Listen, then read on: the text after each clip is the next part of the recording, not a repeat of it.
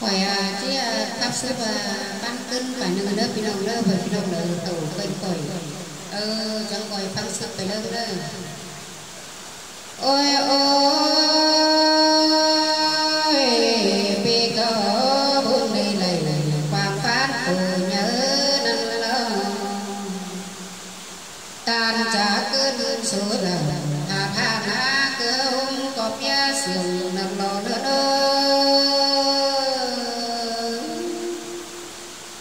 tê nhá xa giờ sau con thả năn na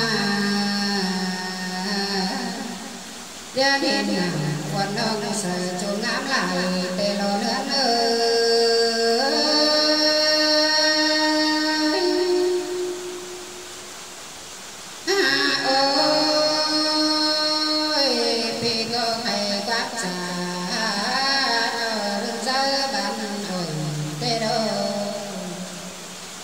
chô map đào đầy ý quảng phát lo có hơi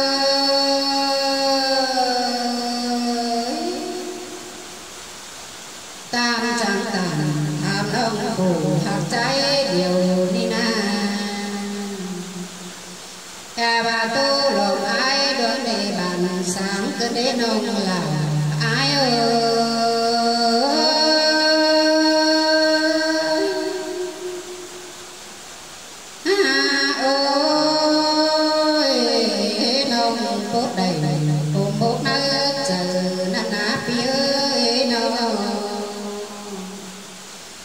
bà coi thầm ca mà số ai trôi thổi tên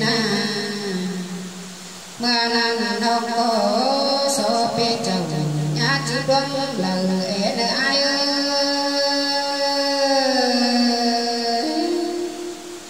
nông có tâm ở bay nơi trời dầm kín phía ha bà xa đi chồng bó nâu nhà hát thuyền qua cái nơi nông là trái ơi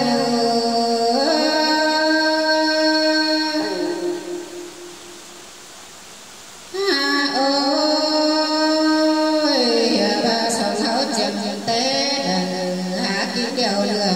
đã đi nông là ai ơi nâu vì cái nông cứ nhiều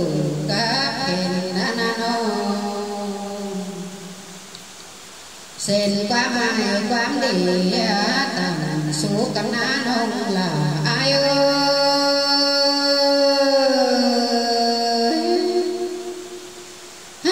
ơi bữa nan xa giờ đen chẳng này số phép pi tao tê lo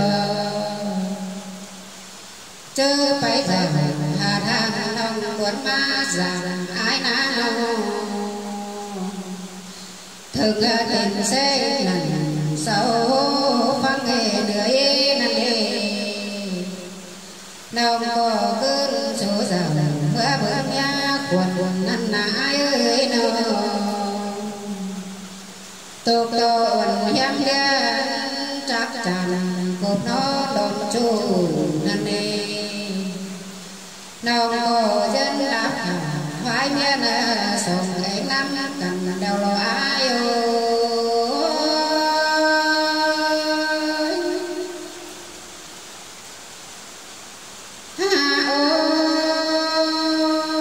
dân ở chờ bốc lại mưa phía nâu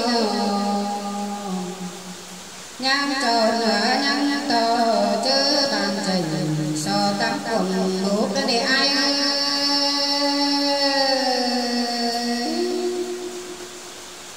anh này là qua măng cầu họ bắn họ bán hết tụi bị côn sừng nông lô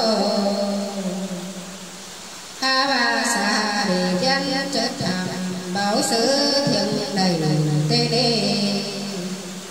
dân cao tầm so pi nha xa bán đầy lư nha nhảy ai phút chờ nông có phía nông có bó đuôi tàu bay hóa làm ai nằm lò ai ơi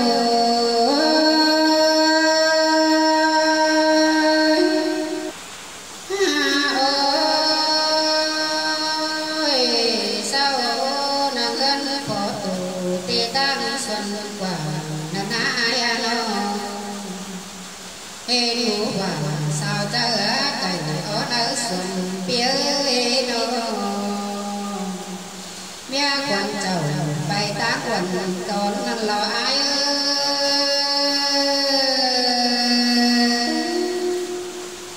thọt bọn phẳng gắn phút xà biểu năn đế hà nó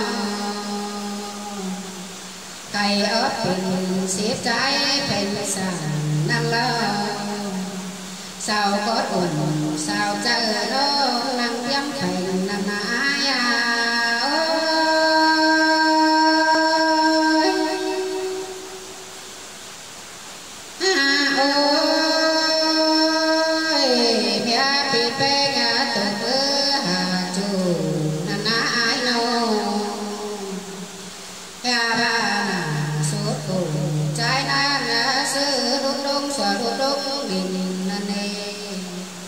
pin sách đầu má ga quần thùng tin là lo ai ơi mía pi chầu tôn hấp ba má chầm năn nê sống vừa đen cốt non pan chiều cần ai ơi nghe gãy leo đốt áp nở nầu nằm lo ai tùng phong hương cốt cần thì ta nói nằm lo đâu có sa miết ngầm lời quang tô ngã chờ nơi thầy ba tên đi con những đi sướng điều cần đi tu hao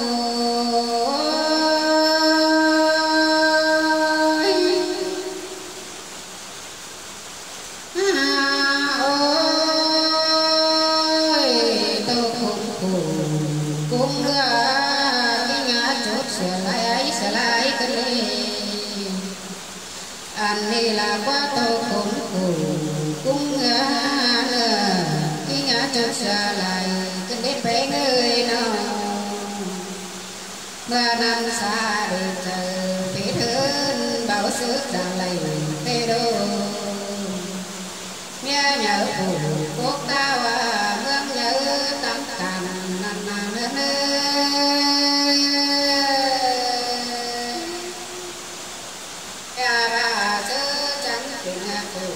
con hai nó sẽ từng chuông đế pe nó nhà bà luôn chủ thầm ngọc trôi phải áp cùng nó phong đều sẽ đều đấy nó ôi hai bà tài chẳng phăng quan nồng người nữ đâu mưa nắng xa giờ tầm chuẩn cần phải hóa tên đi leo cơn xuống hồng hột nông coi phố đê ai ơi nô sông côn cùng bắn trời nhầm giống năn ê có hạ lệnh hình yêu sắc còn chầm sư ná tên hè ba quả đây chành chán trà quam kế tê đô hao có phải là cằm phết pha hao có phải là cằm phết pha sáng nay trời đâu gơi đâu qua ba cho cô này hàng bé bèo tấu tuổi nano chớ nằm xa giờ nông so chát pi để lấy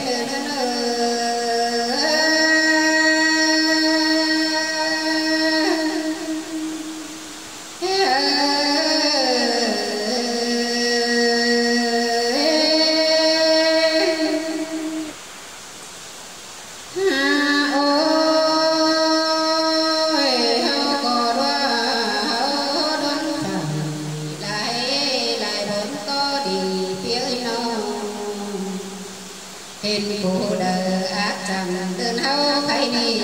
đi nó so với chồng cuộc đông cứ nữa số bài lành lẽ đứa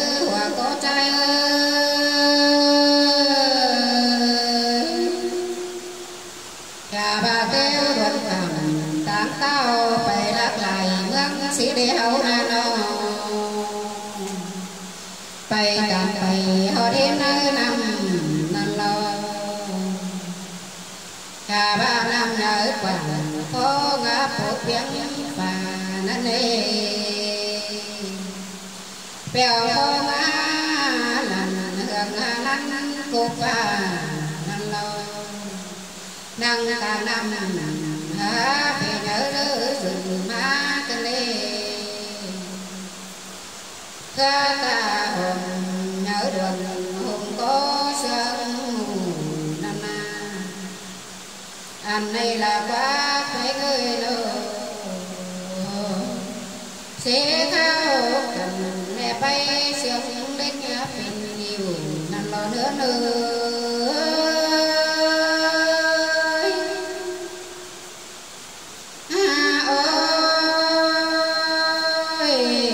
sông trái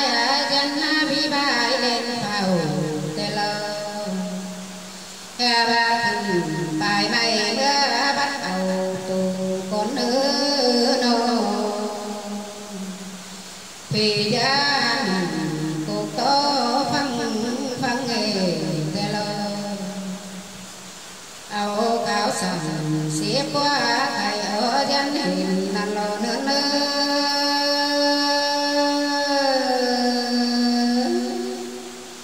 hình to mẹ đang sườn bó cày chăn đau khao son nằm lòng hình to là ngày mong kinh trung sương tiền đi đi mà nàng là nô vì nàng sao giá thành tiền bá rê lô man bà nông hạ cơ so đêm cho nhiều quang sương ơi nô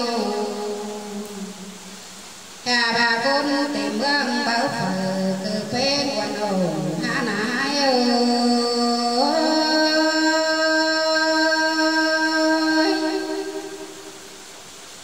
ha ơi hạ bê lầy chú xa lòng nôi có xuân na nô rừng có xuân dân hừng tên ơi gian nam đông cái bờ sợ cả nắng bay tê lô non lá thầm có cùng nắng hù lại ná nô mẹ nàng dân phố lê phải mày đi lo kia ba hình mũ chồng vì nông gian bố đúng đình tê đê sông trái chinh bố sư thiền lệnh tên lâu số là quan đông sau số nơi đình đến nơi hòa có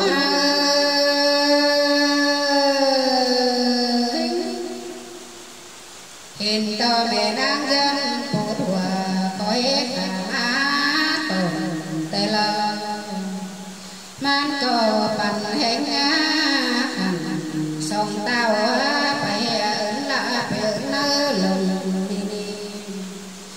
ta con ôn ít tu có sống sàng tê lô lên trong cơn táo tàu hót bón sâu bài nằm lò nữa nữa